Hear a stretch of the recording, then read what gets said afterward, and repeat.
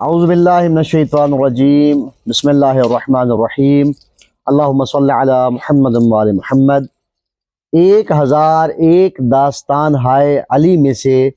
آج سلسلہ نمبر 3 آپ کی خدمت میں پیش کر رہے ہیں۔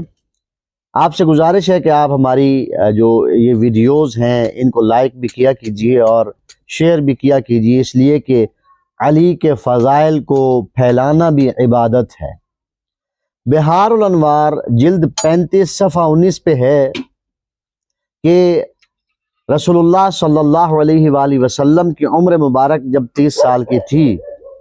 اور مولا امیر المومنین کی ولادت باسعادت ہوئی تو اللہ کے رسول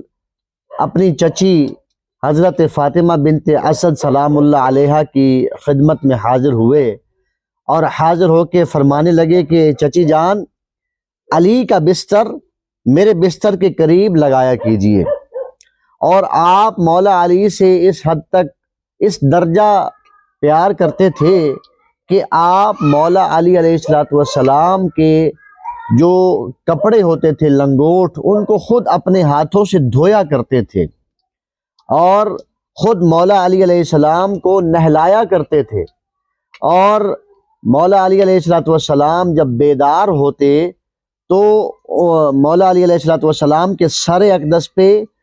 کنگھی دیا کرتے تھے، آپ کے چہرے اقدس کو دھلایا کرتے تھے اور آپ کے ساتھ میٹھی میٹھی اور پیاری پیاری باتیں کرتے تھے، جو آپ کی علی مولا سے محبت اور عقیدت اور الفت کا اظہار تھا۔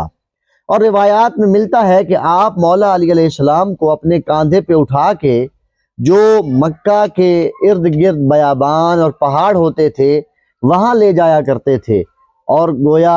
علی مولا کو سیر کروایا کرتے تھے، دکھایا کرتے تھے کہ اے علی، آپ جو ہے جہاں اسد اللہ ہے وہاں محبوب رسول خدا ہے۔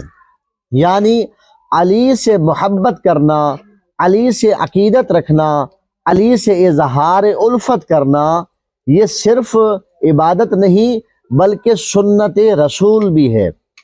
پروردگار ہمیں علی مولا سے عشق،